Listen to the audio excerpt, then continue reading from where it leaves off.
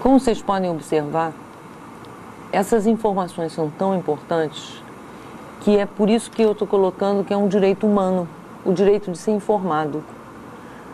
Não só, a ideia seria a ciência do início da vida ser uma disciplina no currículo obrigatoriamente.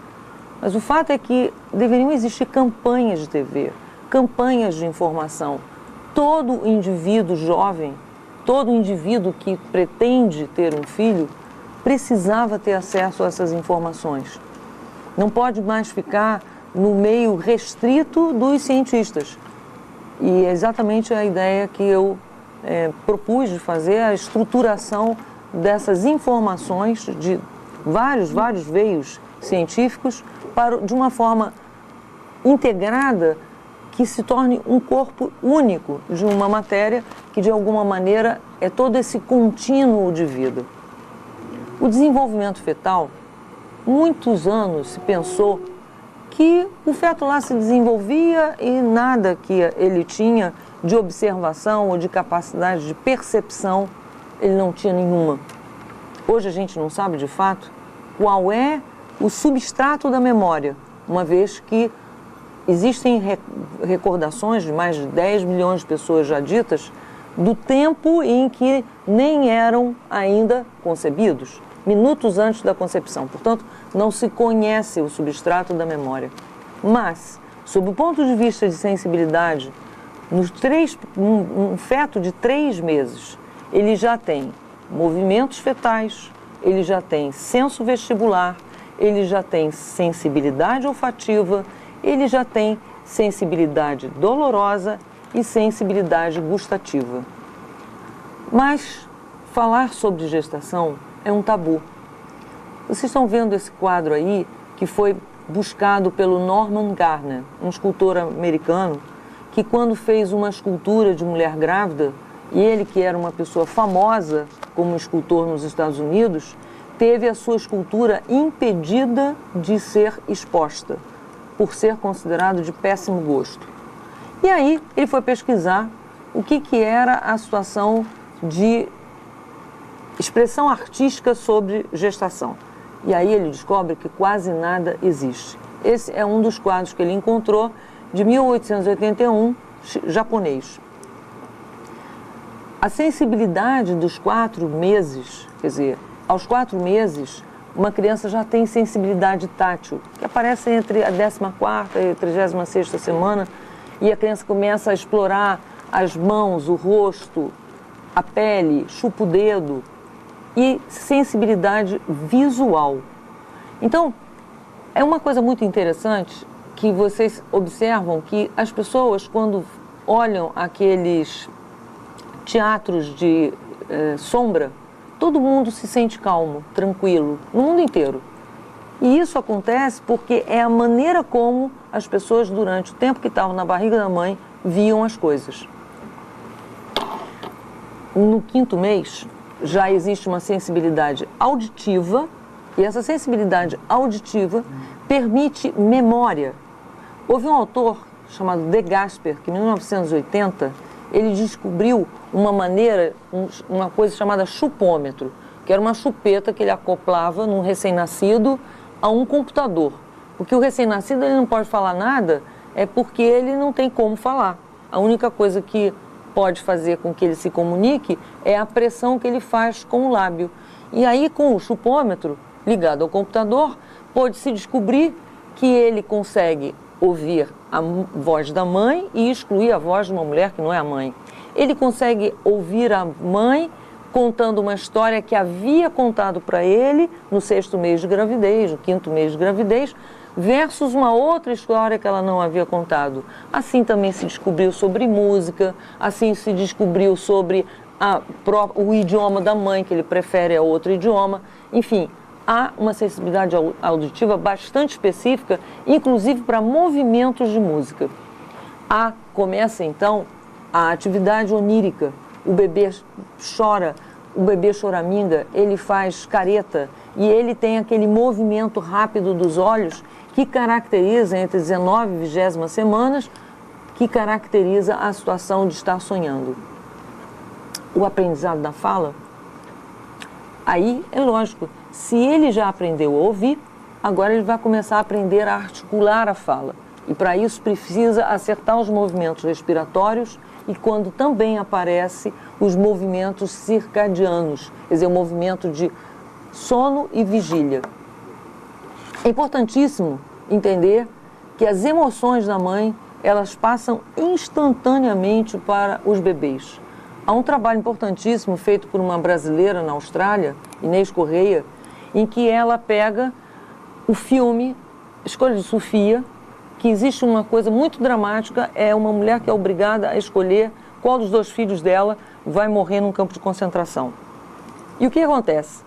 A criança, o corpo da mãe foi tapado, ela está ouvindo só com auricular, portanto o feto não está ouvindo, e naquele momento onde a heroína tem que fazer a escolha, a criança começa a ter uma enorme agitação, uma enorme situação de batimento cardíaco muito elevado, né? Ou seja, essas emoções que a mãe tem são as emoções que vão plasmar, que vão viver o bebê também. Então, contato com o cosmos, com si mesmo e com o bebê, o diálogo com o bebê durante a gestação, a prática da meditação com quadros de arte, os mais inspiradores possíveis, é fantástico, é fundamental durante a gestação. Porque, olha só, até o 3º mês, hoje se sabe que, na verdade, o fígado se desenvolve, que é a usina do corpo do feto, e o cérebro se desenvolve. Só que é esse cérebro quem vai fazer exatamente a administração do código genético. Então, depende do que a mãe imagina, o cérebro, de alguma maneira, contactar, organizar e estruturar esse código genético. O código genético não tem mais fixidez do jeito que tinha na antiga biologia. As mulheres, durante a gravidez, elas estão sob grande estresse, de certa maneira. E esse estresse, tanto maior será se ela menos estiver trabalhada antes. Esse estresse será menor se ela tiver resolvido várias questões dela em relação à relação dela com a própria mãe, a relação dela com a própria vida. Fora isso, a tendência normal é que 70% dos sonhos que as mulheres grávidas têm são pesadelos. Portanto, a preparação anterior é fundamental para muito mais tranquilidade durante a gestação. Existe comunicação mãe-feto molecular, comunicação sensorial, visto que o feto já tem capacidade sensorial de perceber as coisas do ambiente, e uma comunicação de via intuitiva, né? Telepática mesmo. É interessante que quanto mais mulheres têm a prática de meditar e conversar com o seu filho dentro da barriga, elas conseguem desenvolver uma capacidade telepática que se mantém para o resto da vida. Assim, um filho está lá no Japão e a mulher está aqui no Brasil e acontece alguma coisa com esse filho, ela, ainda que esse filho tenha 60 anos, ela tem a percepção que algo está acontecendo. Essa comunicação telepática importante não se desfaz. Hoje, desde a década de 90 para cá, a neurociência deu um salto, a ponto que se chamou a década de 90 da década do cérebro. Se chamou porque foram muitos os estudos que, na verdade, começaram na década de 60 e 70 e que estudaram cortes e mais cortes e mais cortes e, na verdade, os resultados só saíram 30 anos depois, 40 anos depois. Quase tudo de muito importante disso que eu estou falando aqui foi publicado nos últimos 10 anos, né? Mas uma autora importante, a Marion Diamond, são muitas as descobertas. Vocês vão ter chance no site Ciência do Início da Vida, né? Tem onde está a tese inteira, inclusive, é www.cienciadoinicioDaVida.org, que vai estar lá depois também dito. Vocês têm uma quantidade enorme de pesquisadores que vocês podem ter acesso e saber o mundo de trabalhos que foram feitos, a imensa quantidade de descobertas que foram feitas. Eu vou me pontuar em uma, por considerar extremamente importante essa. A Marion descobre que se você colocar em gaiolas ratos e você der enriquecimento durante a gestação para as ratas, o cérebro que nasce é maior. E essa situação dura 3 gerações adiante. Aquela e mais 2. E se você estressar a rata quando ela está grávida, ou der pouca comida para ela, o cérebro que nasce é menor. E isso permanece por mais 2 gerações. E isso se convencionou chamar efeito epigenético do útero. E isso é muito importante porque é o que acontece conosco. Essa informação me parece absolutamente fundamental. Por quê? Não só entender que quando uma mulher está grávida, um casal está grávido. Quando um casal está grávido, a sociedade está grávida. Então, é responsabilidade da sociedade não permitir que uma grávida passe fome. Porque isso vai alterar definitivamente a condição cerebral da mulher e do bebê. Então, a genética é especialmente favorecida pela meditação e o diálogo da mãe com o bebê. Para uma sociedade fraterna, uma gestação consciente, porque aí que está, eu digo que a criança que você conversou durante toda a gestação, ela nasce com um kit autoestima. Quer dizer, ela já nasce amorosa, ela já nasce fraterna. Esse é um dos poucos pintores que pintou uma mulher grávida, o Vermeer. O Klimt. E esse quadro do Salvador Dalí é extraordinário, porque ele, como acontece, né, os artistas são profetas, ele coloca aí um coração vazado no feto, porque, na verdade, esse coração está na mesma integração com o coração da mãe. Esse é o único quadro de um casal grávido que se encontrou na história da pintura ocidental e oriental, do Van Eyck, em 1434. Aí é aquele quadro lá de 1100, tibetano, onde aparece quando um homem está grávido de um homem, quando uma mulher está grávida de uma mulher, na verdade é assim que eles imaginam. O Ivanov mostrou esse projeto da galvanoplastia espiritual. Quando você vai de uma lâmina de ouro e dora, do anôde, do catóde, aquela história toda que vocês aprenderam em química, e que você dora uma aliança. Da mesma maneira, os sentimentos da mãe, as emoções da mãe, os pensamentos da mãe são aquilo que vão atingir o material genético do filho. E olha que ele falou isso em 1939. Essa biologia só se descobriu muito tempo depois. Imaginar o melhor, o bem nutrir-se de bom alimento, de arte, de meditação, permite gestar um ser com saúde física, mental e espiritual. A música é muito importante. A música, especialmente a música que ativa o hemisfério direito, tipo Vivaldi, Mozart, algumas composições de Beethoven. A magia amorosa da meditação a 2 faz coisas fantásticas nesse ser que vai vir. Vários quadros que marcam a passagem de Maria, grávida de Jesus, e a sua prima Isabel, grávida de João Batista, o encontro dos dois e a história de que os dois pularam, quando se reconheceram de alguma maneira. Esse quadro, que é o quadro da visitação, foi um dos aspectos particulares da gravidez, talvez mais pintados na história da pintura. Essa é a enunciação revisada do Gardner. Uma coisa importante é o que a mulher grávida ingere. O álcool, a maconha, a cocaína, a nicotina, o café, são vastamente estudados em literatura, está lá na tese. E é muito importante o seguinte, entender que o fígado da criança não tem determinadas enzimas. Então, quando uma mulher toma uma xicrinha de café, na verdade o bebê está tomando 20, porque ele não tem enzima para digerir isso. O estresse da gravidez está com muitas cortes, grandes populações, em estudos prospectivos, retrospectivos, em vários países, em grandes cortes, estudadas também com animais, se descobriu que o estresse materno está relacionado com aborto, prematuridade, baixo peso, redução do perímetro da cabeça, portanto, tamanho do crânio, problemas de comportamento e temperamento, problemas de saúde física e mental para a vida, problemas de cognição e habilidades sensoriais. Mas tem uma boa notícia. Em Bangkok foi feito um estudo com 150 grávidas, também num lugar paupérrimo.